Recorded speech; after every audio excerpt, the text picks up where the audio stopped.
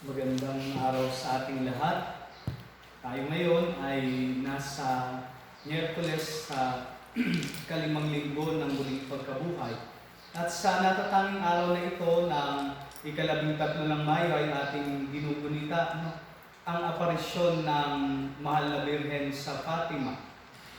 At kaya naman ialay natin ang ating misang ito para sa lahat ng mga intensyon ng mga parokyano dito sa ating parokya ng San Santiago Apostol. Gayon din para sa mga natatanging intensyon na ating inilagak sa comment section ng video na ito. At sama-sama tayong manalangin at lumapit sa Diyos upang Kanya tayong tulungan. Sama-sama din tayong tumawag sa ating mahal na ina. Ang araw pong ito ay isang panawagan ng pagdalangin sa ating mahal na ina sa pamagitan ng pagdarasal ng Santo Rosario. Nawa sa ating mga tahanan ay makapagdasal tayo ng Santo Rosario ang bawat pamilya dito sa ating parokya ng San Santiago Apostol.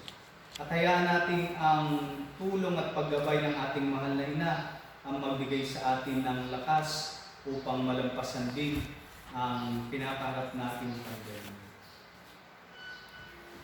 Simulan natin ang ating pagdiriwang. Mapalad ang Birhen Maria, pinili ng Diyos Ama upang iluwal ang sugo niya, anak na kaisa-isa, at manlubos sa sala. Sa ngalan ng Ama at ng Anak at ng Espiritu Santo. Amen. Ang pagpapala ng ating Panginoong Hesukristo, ang pag-ibig ng Diyos Ama at ang pakikipagkaisa ng Espiritu Santo naway sumainyo. At sumayo rin. Ngayon ay ating ginugunita ang dakilang aparisyon ng Mahal na Birhen sa Fatima. Patuloy tayong tumawag kay Maria upang sa lahat ng ating mga pagkukulang bilang mga anak ng Diyos, tayo ay patuloy na makapaghandog ng ating sarili sa Kanya.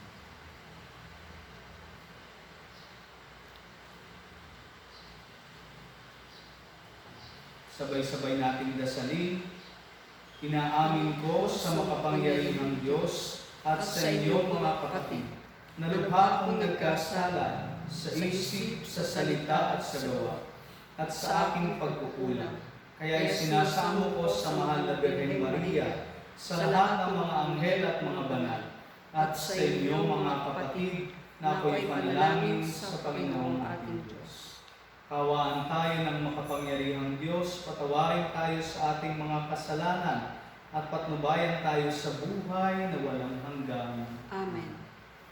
Panginoon, kaawaan mo kami.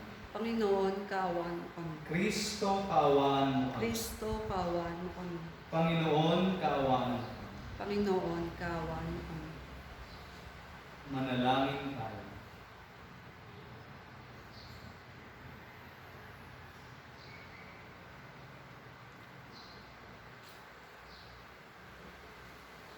Ama naming makapangyarihan, loobin mong kami tuwangan ng banal na panalangin ng Mahal na Birhen upang kami lumaya sa lahat ng panganib at makapanatili sa iyong kapayapaan. Sa pamagitan ni Hesukristo, kasama ng Espiritu Santo, magpas sa walang hanggan. Amen. Pagbasa mula sa mga gawa ng mga apostol. Noong mga araw na iyon, ang mga naghatid kay Pablo ay sumama sa kanya hanggang sa Atenas.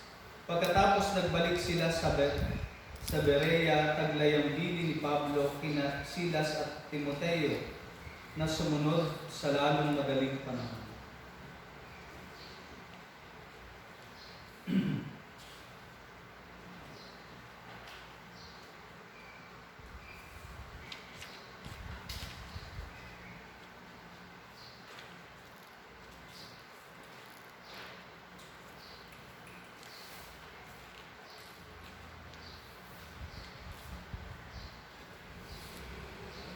Pagbasa mula sa mga gawa ng mga apostol.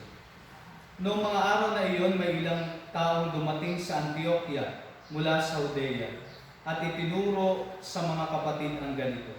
Kapag hindi kayo nagpatuli ayon sa kautusan ni Moises, hindi kayo maliligtas. Tinutulan ito ni na Pablo at Bernabe at naging mainitan ang kanilang pagtatalo tungkol dito.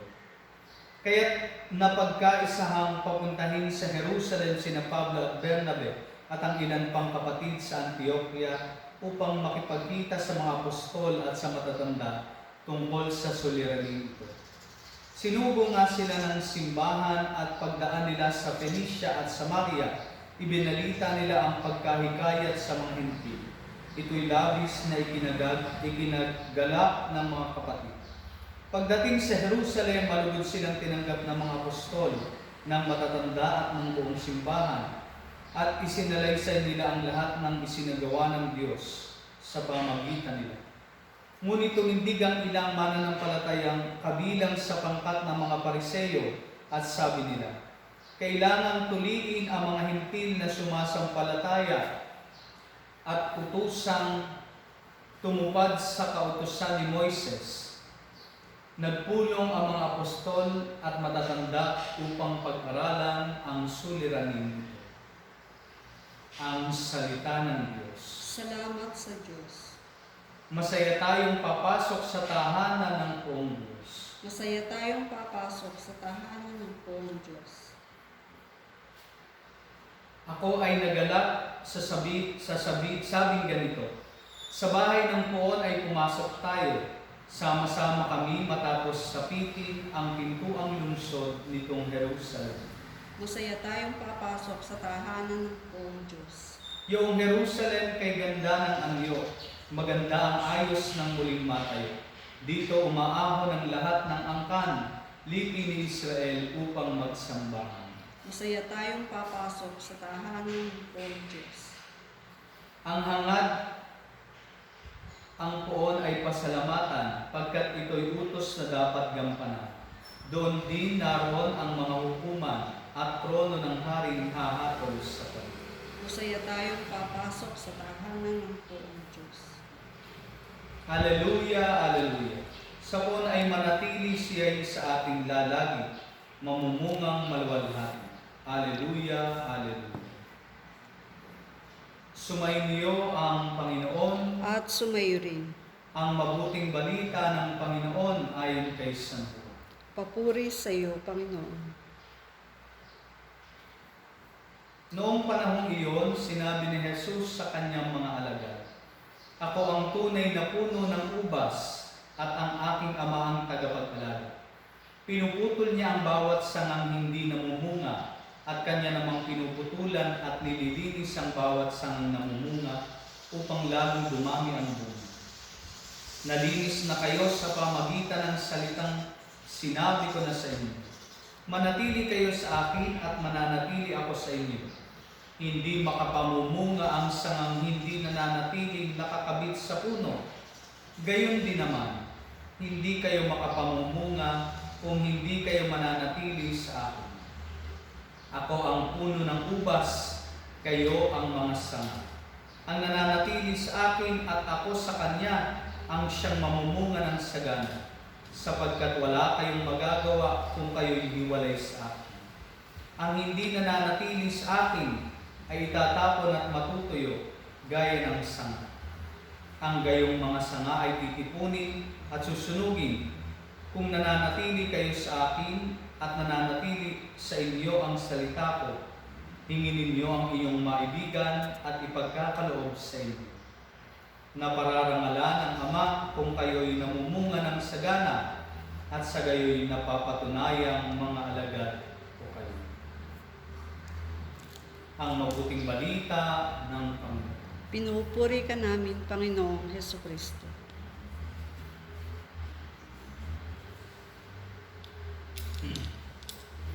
Magandang araw po muli sa ating lahat. Ngayon nga ay ating ginugunita ang aparisyon ng Mahal na Birhen Maria sa Fatima, sa tatlong pastol, mumunting pastol ng tupa, sina Bernadette, Francisco at Lucia. Kaya nga, Kaya nga dito ay ating ginugunita ang patuloy na panalangin ng mahal na Birheng Maria para sa ating lahat. Sa ating napakinggang ebanghelyo ay muling tinura ni Jesus ang isa na naman sa kanyang mga I am sayings. Siguro ay kung ating sinusubaybayan ang ating mga ebanghelyo sa mga nagdaang araw at linggo, ay narinig na natin yung iba pang mga I am sayings ng ating Panginoong Jesus. Una na dyan ay noong sinabi ng ating Panginoon, I am the bread of life. Siya ang tinapay ng buhay. Gayon din, I am the good shepherd. Siya ang mabuting pastol na patuloy na kumakalinga sa atin. Dito lamang nakaraan ay narinig natin yung I am the way, the truth, and the life. Ang panawagan ni Jesus sa kanyang sarili bilang ating daan, katotohanan at buhay. At ngayon na naman ay narinig natin ang isa pa sa 7 I am sayings ng ating Panginoon sa Ebanghelyo ni San Juan. At ito ay ang kanyang winikan, ako ang puno at kayo ang mga sanga. I am the vine and you are the branches. At ano ang indikasyon ng panawagan ito ni Jesus para sa ating lahat? Dalawang mahalagang bagay po. Una, sinasabi ng ating Panginoon na malayo sa Kanya tayo'y walang magagawa. Ang hiwalay sa puno na sanga ay hindi mamunga. At ito po ay malinaw na tinura ng ating Panginoong Jesus. At kung ating iisipin, ito rin ay napakalaking katotohanan para sa ating mga mananampalataya. Siguro nga sa ating pagninilay, tayo ngayon ay nakakaranas ng ganitong bagay in a way. Parang nararanasan natin at nararamdaman natin na tayo ay malayo sa ating puno. Bakit? Dahil sa panahon ngayon ng pandemya, hindi tayo makapunta sa simbahan. Hindi katulad noong mga panahon na anumang oras nating gustuhin, tayo ay makapupunta sa simbahan. At gayon din ay hindi rin tayo makapagsimba na usually na ating ginaganap, lalo-lalo na sa araw ng linggo. Kaya nga, in a way, ay mararamdaman natin na parang layo tayo sa ating puno. Pero sinasabi ng Panginoon sa atin na hindi lang naman dito yung koneksyon na kanyang sinasabi. Na dapat din nating makita yung ating ugnayan kay Jesus, hindi lamang sa ating paglapit sa gusaling simbahan. Kaya nga patuloy pa rin tayong nakaugat kay Jesus bilang ating puno upang patuloy pa rin tayong mamunga. At ito rin yung makikita natin sa ating unang pagbasa. Narinig natin kung paano nagtatalo yung mga pangkat ng mga unang Kristiyano. Ang unang grupo ay ang mga Kristiyano na mga dating Hudyo. Sila ay nananatili sa kanilang tradisyon at kaisipan na ang tanging paraan upang sila ay mapabilang sa pinaghaharian ng Diyos ay ang pagsunod sa mga utos ni Moises. At ang isa sa kanilang matinding pananalig o pinaniniwalaan ay ang pagtutuli na ang mga itinalaga para sa Panginoon ay kailangan tuliin, kailangan linisin. Subalit sa kabilang grupo, itong mga Hentil na naging Kristiyano, sila naman ay yung mga Kristiyano na pinagsasabihan nitong mga Pariseo at Hudyo ito, na sila ay dapat na tuliin upang tunay silang mapabilang sa pinaghaharian ng Diyos. Subalit, napakaganda ng naging tugon ni Pablo, na sa kanyang pagtatanggol sa mga hintil, ipinaunawa niya at ipinabatid niya sa mga Hudyong Kristiyano na ang ugnayan nila ay hindi na lamang nakaugat sa mga utos ni Moises, kung hindi sa bagong utos na ipinagkaloob sa atin sa pamamagitan ng ating Panginoong Hesus. Na ang puno ng sambayan ng Kristiyano, ng simbahan, ay hindi na lamang ang mga utos ni Moises, kung hindi mismong kay Jesus na ating Panginoon. Siyang nagpakasakit, namatay at muling nabuhay. Kaya nga, ito na yung ating bagong ugnayan. At hindi na lamang ang pagtutuli ang siyang magiging daan ng ating tunay na pakikipag-ugnayan sa Diyos, kung hindi ang pagiging binyagan natin. Ikalawang bagay na itinuturo sa atin ng IM sayings na ito ng ating Panginoong Hesus, na bukod sa ating kailangan na patuloy na ugnayan sa Kanya, inaanyayahan din tayo na makita yung kahalagahan ng patuloy na pagpuputol ng mga sangang hindi kailangan para sa ating pamumuno. Narinig natin na winika din ni Jesus kung papaanong pinuputol ng Ama yung mga sangang hindi kailangan upang lalo pang mamunga ang mga ubas. Gayon din naman, tayong mga Katolikong Kristiyano ay patuloy na sinusubok ng Panginoon upang sa mga ganitong pagkakataon, tayo ay hindi patuloy na maputol sa ating puno, sa halip ay makapamunga ng lubos. Kaya nga habang ako ngayon nagdinilay, ang pandemyang ito ay hindi paraan upang tayo maramdaman natin na tayo ay putol sa ating puno kay Jesus na ating Panginoon. Sa halip, ito nawa ay makita natin bilang parang pruning, no? Parang pagpuputol ng mga mumunting sanga upang mas lumago at mas mamunga tayo bilang mga Katolikong Kristiyano. At ito rin ang makikita natin sa ating unang pagbasa, kung papaanong ang paanyaya ni San Pablo sa mga Hudyong Kristiyano ay hindi na lamang ang pagtutuli, pagpuputol ng mumunting parte sa kanilang katawan, kung hindi pagpuputol at pagtanggal ng mga kasalanan, ng mga pagkakataon na nagdadala sa kanila sa pagkakasala.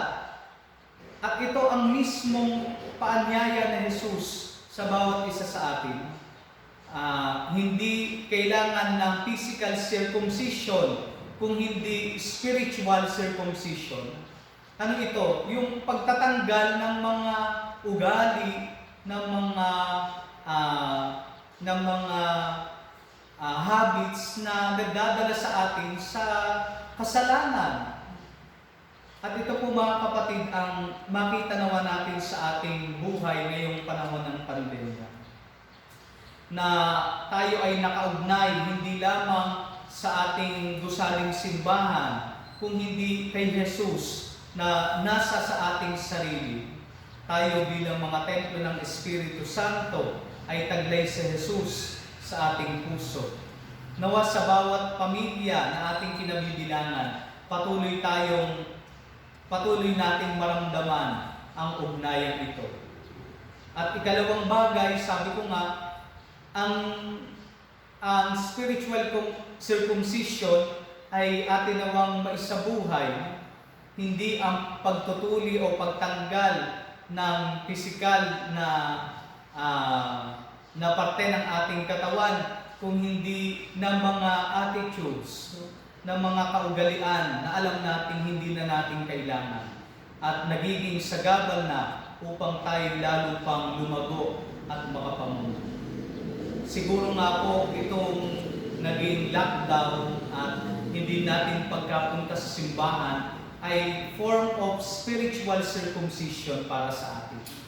Tayong mga hindi na lagi nakakapunta sa simbahan, tayong hindi na makapagdasal at makapagsimba kung kailan man natin gustuhin, sana ito ay maging hudyat at sabi nga ay eye-opener para sa atin na makita natin yung kahalagahan ng misa at ng ating pagdarasal sa simbahan sa panahon ito ng pandemya.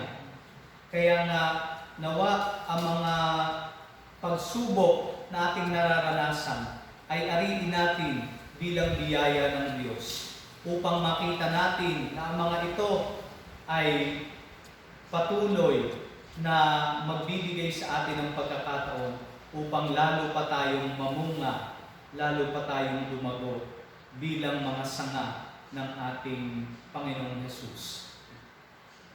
Nawa ang panawagan ng Mahal na Birhen ng Fatima na patuloy din nating isinasagawa sa ngayon. Una, ang patuloy na pagdarasal, pagpapakita ng ating ugnayan na tayo ay hindi hiwalay sa ating Panginoong Diyos. Sana nga po yung aking sinabi kanina na panawagan, tayo sana ay makapagdasal sa bawat tahanan. Yung bawat pamilya, miyembro ng pamilya ay maisama natin sa pagdarasal ng Santo Rosario, lalo-lalo na sa araw na ito. Gayun din, ano pang isang panawagan ng Mahal na Birhen sa aparisyon sa Fatima, ang pagsisisi natin at pagtalikod sa ating mga kasalanan. Ang pagpapaalala sa atin na dapat nating putulin ang mga sanga na hindi natin kailangan. Yung mga sangang alam natin na nagiging balakid na lamang sa atin. Nawa ang panawagan ito ng ating mahal na ina at gayon din ang ipinapakita ng pagpapahayag ni Jesus sa ating ebanghelyo bilang siyang ating puno at tayong kanyang mga sanga ay magpaalala sa atin ng dalawang napakahalagang bagay. At sa pamagitan nito, tayo ay patuloy na makilakbay at lumago sa piling ng ating Panginoon Jesus. Pagpalain tayo.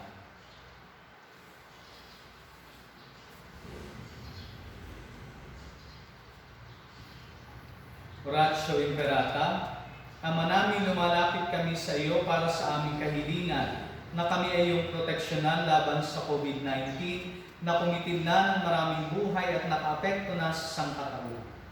Nananalangin kami para sa iyong biyaya para sa mga taong inatasan na pag-aralan ang kalikasan at ang sanhi ng virus na ito. Gayon din upang mapahinto ang patuloy nitong paglaganap. Gabayan mo po ang mga inatasang mga laga sa kalusugan na kanila namang magampanan ang kanilang tungkulin ng buong husay at may malasakit. Gabayan mo po ang mga kawani ng pamahalaan at ang mga nasa pribadong institusyon sa kanilang paghahanap ng lunas upang masugpo ang pandemyang ito. Ipinapanalangin namin ang lahat ng mga naapektuhan. Nawa hilumin mo po ang kanilang karamdaman. Ipagkaloob mo po nawa sa amin ang iyong biyaya upang kami ay patuloy na makagawa ng kabutihan para sa lahat at makatulong sa lahat ng mga nangangailangan. Ipinapanalangin po namin ito sa pamagitan ng aming Panginoong Hesukristo, iyong anak, na nabubuhay at naghahari kasama ng Espiritu Santo, magpas sa walang hanggan. Amen. Maria, aming inaatulo ng mga Kristiyano, Panalangin mo kami. San Rafael Arcangel, Panalangin mo kami. San Roque, Panalangin mo kami. San Lorenzo Ruiz, Panalangin mo kami. San Pedro Calungsod. Panalangin mo kami.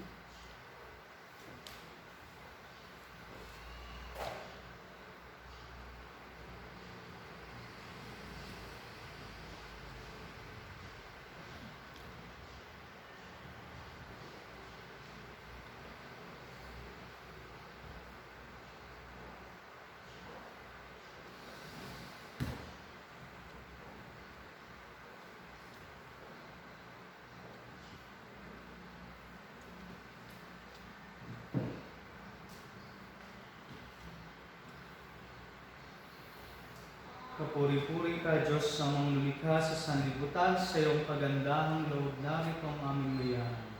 Mula sa lupa at bunga ng aming paggawa, ang tinapay na ito para maging pagkain ng bibigay. Kapuri-puri ang po may kapala ngayon at kailanman.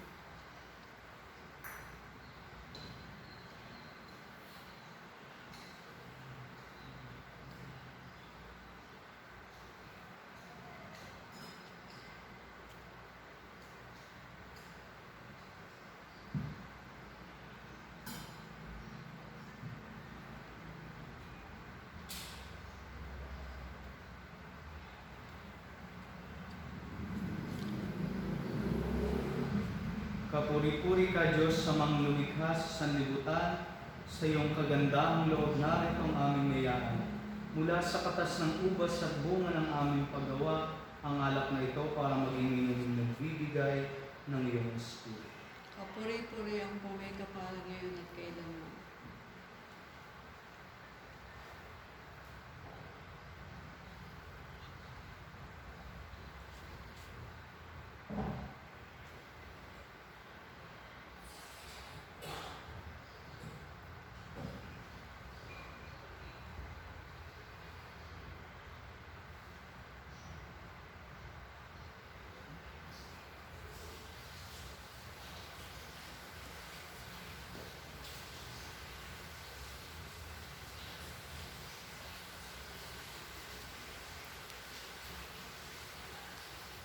Manalangin kayo mga kapatid upang ang paghahain natin ay kalugdan ng Diyos ang mga makapangyarihan. Tanggapin nawa ng Panginoon itong pag-aayon sa iyong mga kamay, sa kapurihan niya at karangalan sa ating kapakinabangan at sa buong sambayanan ng banal. Ama naming lumikha sa pagbulita namin sa mahal na Birhen, hinihiling namin ang aming paghahain ay lakipan mo ng kapupunan upang kami ay maging handog na ikinalulugod mo kailanman. Sa pamagitan ni Jesucristo, kasama ng Espiritu Santo, magpas sa walang hanggan. Amen.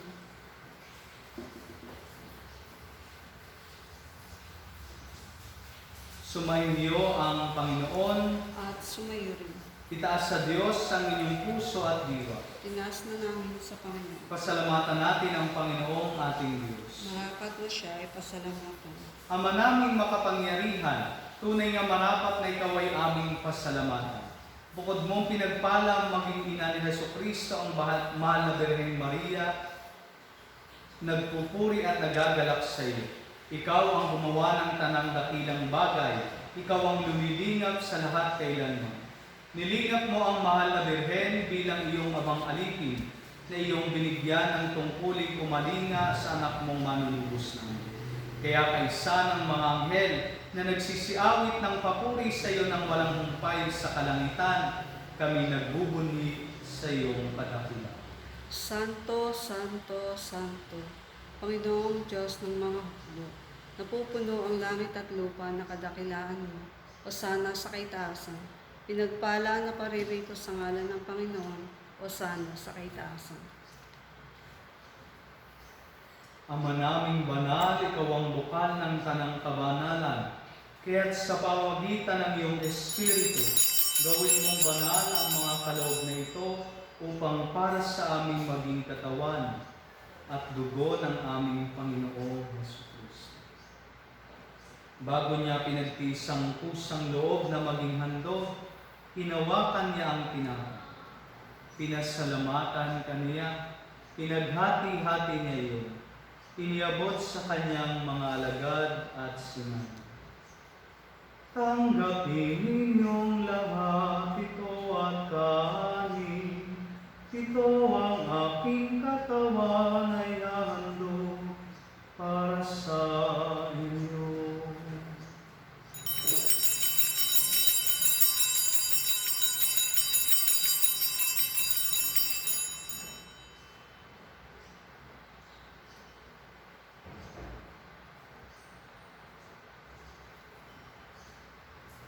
Gayon din naman noong matapos ang hapunan, hinawakan niya ang kalis.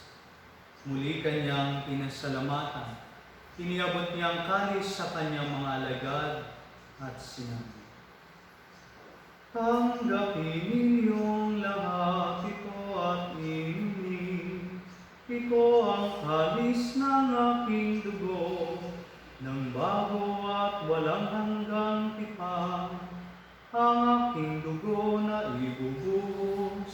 para sa inyo at para sa lahat, sa ikapagpapatawad ng mga kasalanan. Gawin ninyo ito sa pag-alala sa akin.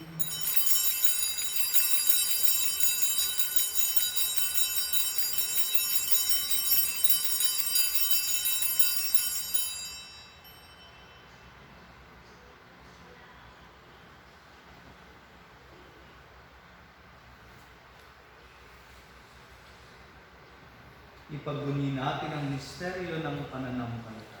Si Kristo'y namatay, si Kristo'y nabuhay, si Kristo'y babalik sa wakas ng panahon.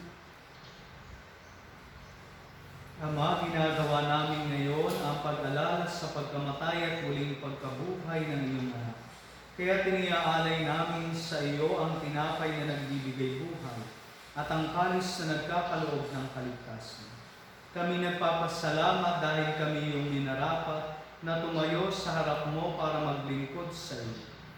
Isinasamo namin kami magsasalo-salo sa katawan at dugo ni Kristo ay mabuklod sa pagkakaisa sa pamagitan ng Espiritu Santo. Ama, lingapin mo ang iyong simbahang laganap sa buong daigdig. Puspusin mo kami sa pag-ibig kaysa ni Francisco na aming Papa, ni Buenaventura na aming Obispo at ng Tanang Kaparian. Alalahanin mo rin ang mga kapatid naming nahinlay na may pag-asang sila'y muling mabubuhay, gayon din ang lahat ng mga pumanin.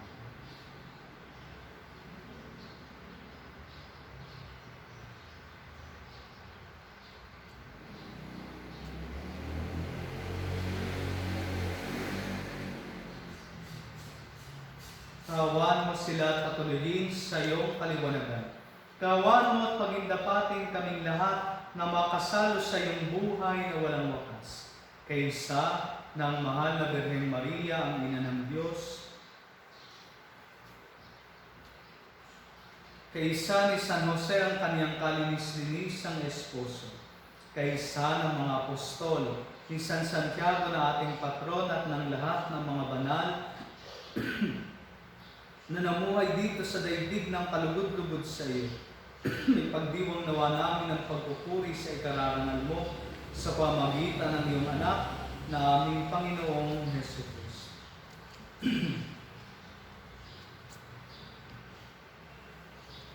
Sa pamagitan ni Kristo, kasama niya at sa Kanya, ang lahat ng parangal at papuri ay sa iyo, Diyos Amang makapangyarihan, kasama ng Espiritu Santo, magpasawalang hanggan. Amen. Sa tagubili ng mga nakagagaling na utos at turo ni Jesus na Panginoon natin at Diyos, ipahayag natin ng lakas ko. Ama namin, sumasalangit ka, sambahin ang ngalan mo. Mapasa amin ang kaharian mo, sundin ang loob mo dito sa lupa para sa langit. Bigyan mo kami ngayon ng aming kakanin sa araw-araw at patawarin mo kami sa aming mga sala para ng pagpatawad namin sa nagkakasala sa amin. At huwag mo kami paintulot sa tukso at iadyan mo kami sa lahat ng masama. Hinihiling namin kami iadya sa lahat ng masama, pagkalooban ng kapayapaan araw-araw, iligtas sa kasalanan at ilayo sa lahat ng kapahamakan.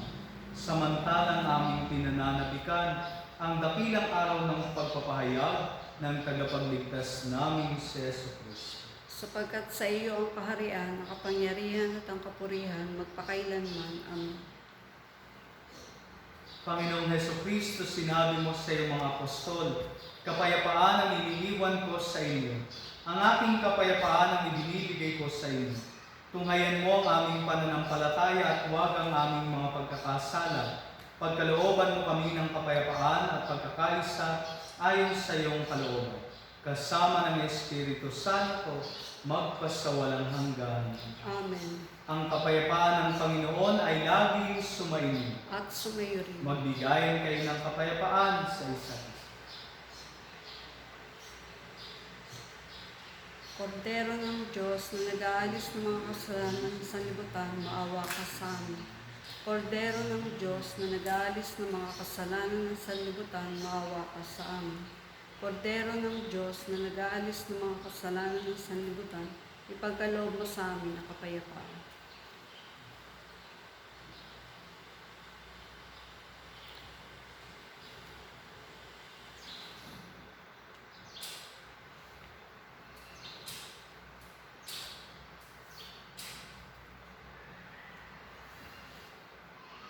Ito ang kordero ng Diyos.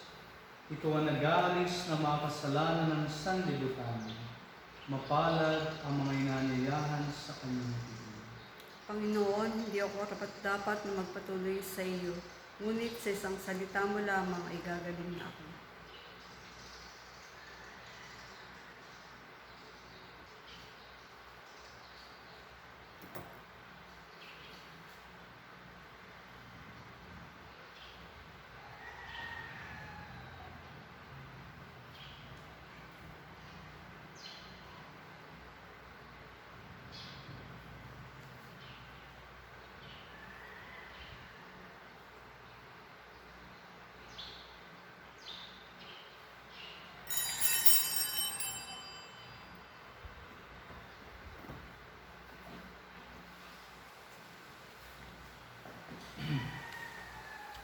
Diyos na makapangyarihan may gawa ng tanang bagay na puspos ng kadakilaan.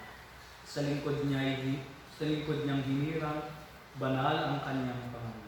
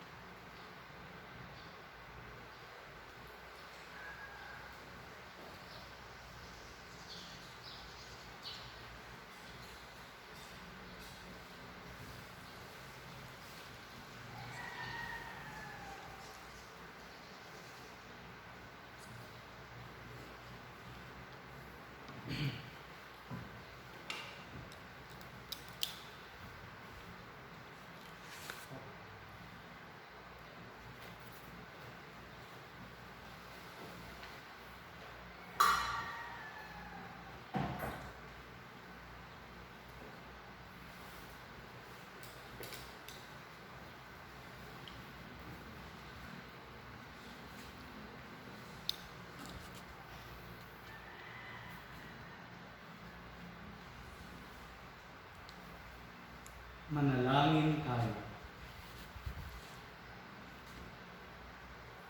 Ama naming mapagmahal, ang aming pagsasalo sa haing nagbibigay buhay. Sa paggunita namin sa mahal na ina ng iyong anak, ay magdulot nawa sa amin ang iyong kagandahang loob upang lagi naming madama ang iyong paglingap sa pamagitan ni Jesucristo kasama ng Espiritu Santo magpasawalang hanggan. Darasalin natin ang panalangin ng pagtatalaga sa kalinis-linisang puso ni Maria sa ating paggunita sa mahal na Birhen ng Fatima. O mahal na Ina ng Diyos, lumalapit kami sa iyong kalinga habang sinasambit namin ang bawat kataga ng awiting ito ng daang taon nang dinarasal ng simbahan ni Kristo. Humaharap kami sa iyo, aming Ina.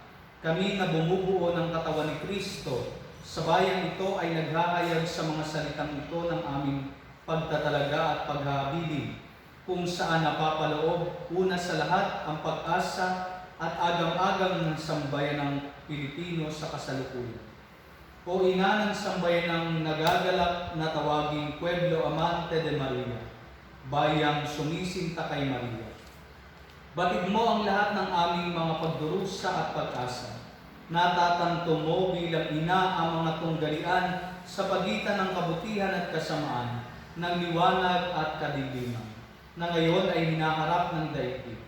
O ina ng aming bansa, dinggin mo ang aming hibik na tahasan naming inihahatid sa iyong puso, bunsod ng banal na Espiritu.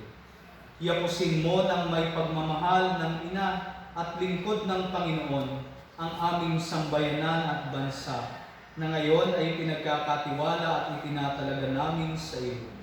Dahil hangad namin sa bawat isa at sa buong sambayanan ang isang mabuting buhay sa kasalukuyan at pagkakamit ng buhay na walang hanggan. O mahal na Ina ng Diyos, lumalapit kami sa iyong kalinga. Huwag mo nawang tanggihan ang aming mga kahilingan sa aming pangangailangan. O mahal na Ina ni Kristo, habang natitipon kami sa iyong harapan, habang natitipon kami sa harap ng iyong kalinis-linisang puso, nais sana namin na ang simbahan ng Panginoon sa bayan ito nagkakaisa sa puso at isipan ng iba pa naming kababayan, isang bayang Pilipino na makiisa sa pagtatalaga na ginawa ng iyong anak sa Ama dahil sa pagmamahal sa amin. At alang-alang sa kanila'y itinatalaga ko ang aking sarili, wika ni Jesus, upang maitalaga rin sila sa pamagitan ng katotohanan. Hangad naming makiisa sa aming manunubos sa kanyang pagtatalagang ito para sa sanlibutan at para sa sangkatauhan, na sa kanyang kamahal-mahalang puso ay may kapangyarihang magpatawad at maganap ang pagbabayad uli. Ang bisa ng pagtatalagang ito ng iyong anak, ang aming Panginoong Jesucristo, ay nananatili sa habang panahon at para sa bawat tao, mga lipi at mga bansa. Kabilang rin dito ang ating bayan. Ang kapangyarihan ng pagtatalagang ito ay makasusutil sa kasamaang inihahasik ng kampo ng kadiliman, at sa katunayan ay nasa puso na ng mga tao sa kasalukuyan. Lubos na naming nadarama ngayon ang pangailangan para sa pagtatalaga ng aming bayan kay Isa na Jesucristo, dahil ang gawa ng pagliligtas ng aming manunubos ay dapat maibahagi sa mundo at sa aming kapwa Pilipino sa pamagitan ng simbahan. Bumabaling kami sa iyo, O Ina ng aming manunubos at aming Ina, sa lahat ng mga nilikha.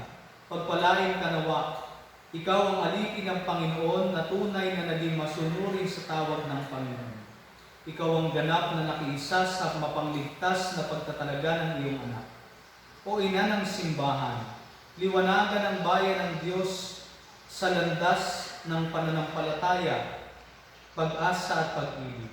Tulungan mo kaming mamuhay sa katotohanan ng pagtatalaga na inialay ni Jesus na iyong anak para sa sangkatauhan at para sa amin, ang sambayan ng Pilipino, at para sa aming minamahal na bayang tinubuhan. Sa paghabili namin sa iyo, O mahal naming Ina, ang aming bayan, ang iyong Pueblo Amante de Maria, ipinagkakatiwala namin sa iyo ang mismong pagtatalagang ito na itinatagubili namin sa iyong makainang puso. O kalinis-linisang puso, tulungan mo kaming magapi ang banta ng kasamaan na madaling nakapapasok at naguugat sa puso ng mga tao sa kasalukuyan. At di masukat na epekto nito ay nagpapahirap na sa aming bansa at nagiging balakid sa maaliwalas na kinabukasan. Mula sa pagkamuhi, karahasan, mga paglalaban-labang naghahati at sumisira sa aming bayan, ipag-adya mo kami. Mula sa paglabag sa buhay ng tao, lalo na sa buhay sa sinapupunan, ipag-adya mo kami. Mula sa paglapastangan sa karangalan ng mga anak ng Diyos, ipag-adya mo kami. Mula sa lahat ng uri ng kawalan ng katarungan sa lipunan, ipag-adya mo kami. Mula sa kahandaang labagin ang mga utos ng Diyos, ipag-adya mo kami. Mula sa kawalan ng pag-unawa sa mabuti at masama, ipag-adya mo kami. Mula sa kasalanan laban sa banal na Espiritu, ipag-adya mo kami. Higit namin pakinggan, O mahal na Ina ni Kristo, lakip nito ang aming pag-asa at mga pasanin, ang mga paghihirap ng bawat isa at ng buong bayan. Sa kapangyarihan ng banal na Espiritu, tulungan mo kaming pagtagumpayan at lupigin ang kasalanan, mga kasalanan ng bawat isa at kasalanan ng sanlibutan, ang kasalanan sa lahat ng anyo nito. Ipakita mong muli sa amin, sa kasaysayan namin bilang isang bayan, ang walang hanggang kapangyarihan ng pagliligtas, ang kapangyarihan ng maawaing pag-ibig. Puksain nawa nito ang kapangyarihan ng kasalanan at kasamaan sa amin. Baguhin nawa nito ang mga budhi ng bawat isa. Ipakita nawa ng iyong kalinis-linisang puso sa lahat, sa aming lupain at sa buong mundo, ang liwanag ng pag-asa. O Maria, Ina ni Jesus at aming Ina, Ikaw ang aming buhay, aming katamisan at aming pag-asa. Sumainyo ang Panginoon At sumayo rin. at away pagpalain kayo ng ating dakila at makapangyarihang Diyos, Ama at Anak at Espiritu Santo. Amen. Ang misa ay naialay na, humayo kayo sa kapayapaan ni Kristo. Salamat sa Diyos.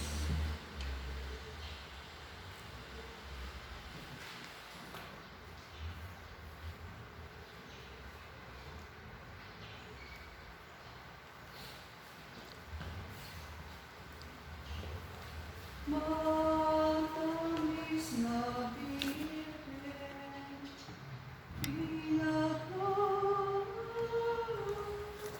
tugan kaming nangako, naman pong mag-alay ng mga bulaklak, bawat isang araw at ang magdudulot, yaring murang kamay, tuog na bulaklak, sadyang salit-salit, sa mahal mong harapan, aming iaalay. Lubos ang pag-asa, namit pananalig, natatanggapin mo'y handog na pag-ibig. Lubos ang